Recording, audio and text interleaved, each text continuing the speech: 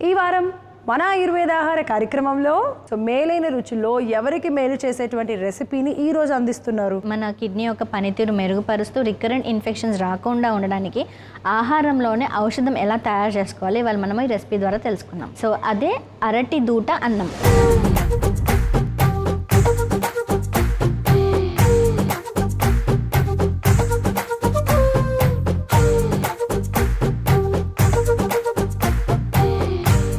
So సంజీవినిలో ఎవరికి సంజీవిని లాంటి ఔషధాన్ని అందిస్తున్నారు? సో లివర్ ఫెయిల్యూర్ అయిన వాళ్ళు లేదంటే లివర్ యొక్క పనితీరు ఇంకా మెరుగుపరచడానికి ఉపయుక్తమైనటువంటి సంజీవిని లాగా పనిచేసే ఒక ఔషధాన్ని మనం తయారు చేసుకోబోతున్నాం. సో అదే వారాహ్యాది కషాయం.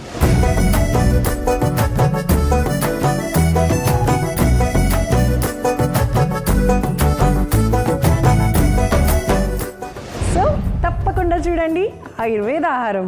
ఆయుర్వేద ఆహారం ప్రతి శుక్రవారం ఉదయం 11:30 తిరిగి మధ్యాహ్నం 3 గంటలకు చూస్తూ ఉండండి మీ ఈటీవీ అభిరుచి ఛానల్లో.